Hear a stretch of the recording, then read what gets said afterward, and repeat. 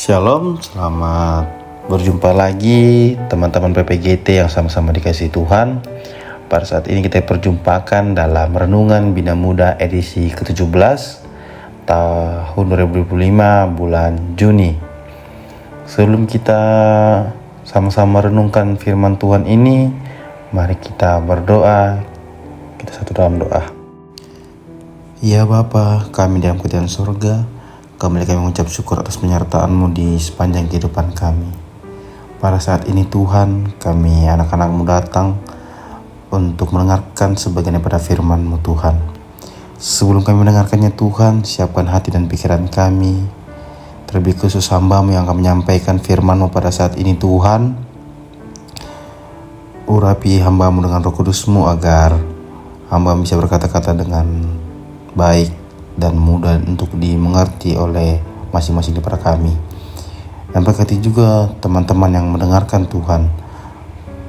Berkati mereka, berkati pikiran dan hati mereka agar mereka siap mendengarkan firman-Mu. Saat ini Tuhan, kami sudah siap untuk mendengarkan firman-Mu. Kami bawa doa ini di dalam nama anak-Mu Yesus Kristus, itulah Tuhan dan Juru Selamat kami yang hidup. Amin. Bahan renungan kita pada saat ini terambil dari kitab Galatia 3 ayat 23 sampai 29. Saya akan bacakan buat teman-teman semua.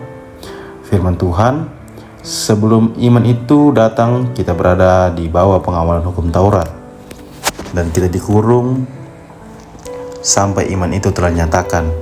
Jadi, hukum Taurat adalah penuntun bagi kita sampai Kristus datang, supaya kita dibenarkan karena iman. Sekarang iman itu telah datang, karena itu kita tidak berada lagi di bawah pengawasan penuntun. Sebab kamu semua adalah anak-anak Allah karena iman di dalam Yesus Kristus. Karena kamu semua yang dibaptis dalam Kristus telah mengenakan Kristus.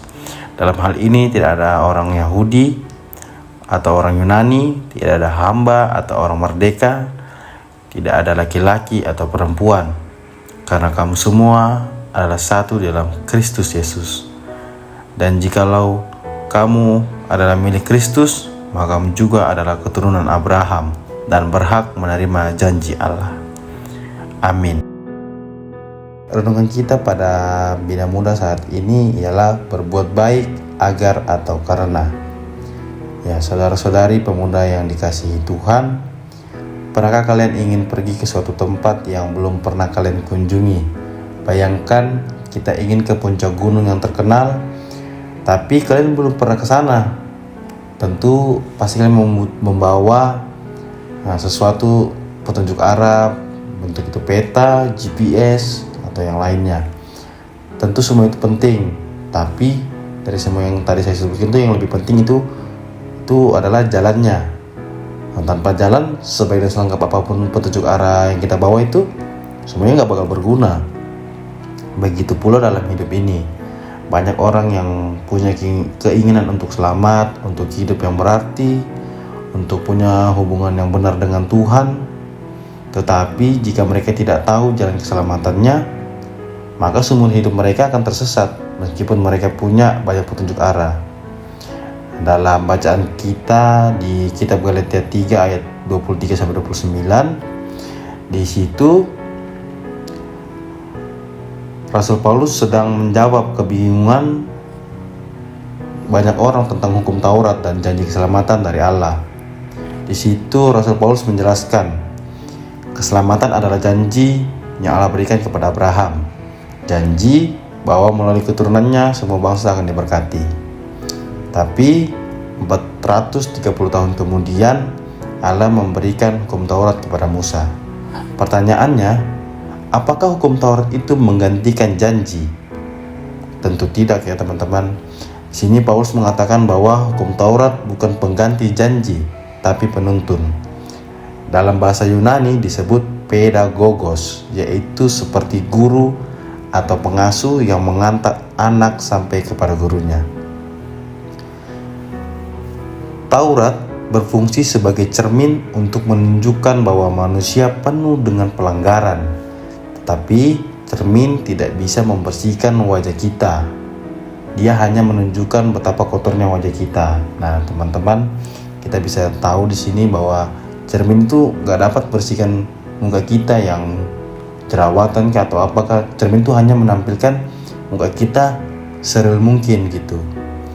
Begitu juga dengan Taurat, dia hanya menunjukkan dosa tetapi tidak bisa menghapus dosa yang ada pada kita. Lalu bagaimana kita bisa diselamatkan? Jawabannya adalah melalui Yesus Kristus. Dia adalah jalan yang mengantar kita kepada tujuan, yaitu keselamatan dan hubungan yang dipulihkan dengan Allah. Colbert, seorang teolog besar, berkata bahwa ketika manusia berusaha mencari Tuhan dengan kekuatannya sendiri, ujung-ujungnya yang dia temukan adalah berhala. Ada yang menyembah pohon, batu besar, bahkan ide dan pemikiran ciptaannya sendiri. Semua itu adalah Tuhan buatan manusia. Stanley Jones, seorang misionaris dan peneliti agama-agama dunia, mengatakan agama-agama adalah usaha mencari Tuhan, tetapi Injil Yesus Kristus adalah Tuhan yang mencari manusia. Kita di sini sangat bersyukur bahwa Yesus Kristus datang untuk mencari kita yang berdosa ini. Tentu kita di sini diselamatkan oleh Yesus Kristus. Inilah kabar baiknya, teman-teman. Bukan kita yang berjuang mencari Tuhan, tetapi Tuhan yang datang mencari kita melalui Yesus Kristus. Yesus adalah penggenapan hukum Taurat. Dia adalah jalan, kebenaran, dan hidup. Yohanes 14 ayat yang ke-6. Dan hanya melalui Dia kita bisa sampai kepada Bapa. Sekarang pertanyaannya untuk kita. Dalam hidup kita, motivasi apa yang mendorong kita melakukan perbuatan baik? Apakah kita melakukan kebaikan agar diselamatkan atau karena telah diselamatkan?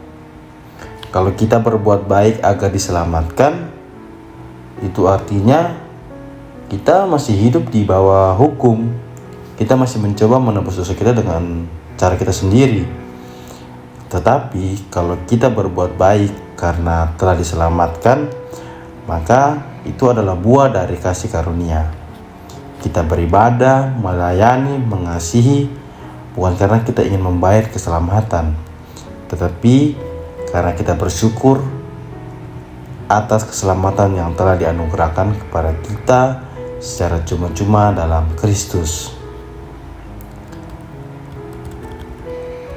Saudara pemuda yang dikasihi Tuhan, hari ini mari kita renungkan, apakah aku hidup karena aturan atau karena relasi dengan Kristus? Apakah aku berbuat baik karena takut dihukum atau karena mengasihi Tuhan? Mari kita hidup bukan karena merasa wajib, tapi karena bersyukur. Bukan untuk mendapatkan jalan, tapi karena sudah berada di jalan yang benar, yaitu Kristus sendiri. Dan dalam Kristus kita bukan hanya menemukan petunjuk, tapi juga jalan dan tujuan. Amin, firman Tuhan. Mari kita satu dalam doa, kita berdoa. Tuhan Yesus yang penuh kasih, kami bersyukur untuk firman-Mu hari ini yang mengingatkan kami bahwa Engkaulah satu-satunya jalan, kebenaran, dan hidup.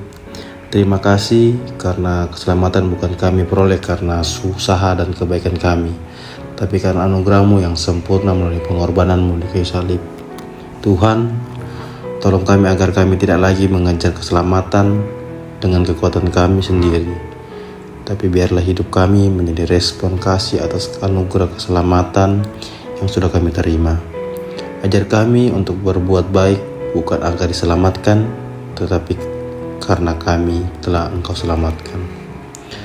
Tuntun langkah kami setiap hari supaya kami tidak menyimpang dari jalan-Mu, dan mampukan kami untuk menjadi saksi kasih-Mu di tengah dunia ini, di keluarga kami, di sekolah atau kampus, di lingkungan pekerjaan, dan dalam setiap hubungan kami. Kami serahkan hidup dan masa depan kami ke dalam tangan-Mu. Biarlah firman yang kami dengar hari ini tertanam dalam hati dan menghasilkan buah yang memuliakan nama-Mu. Di dalam nama Yesus Kristus, Sang Jalan dan Penggenapan Janji Allah, kami berdoa dan mengucap syukur. Amin. Demikianlah Renungan Bina Muda ke-17 bulan Juni tahun 2025. Sampai jumpa di Bina Muda selanjutnya. Tuhan Yesus memberkati. Shalom.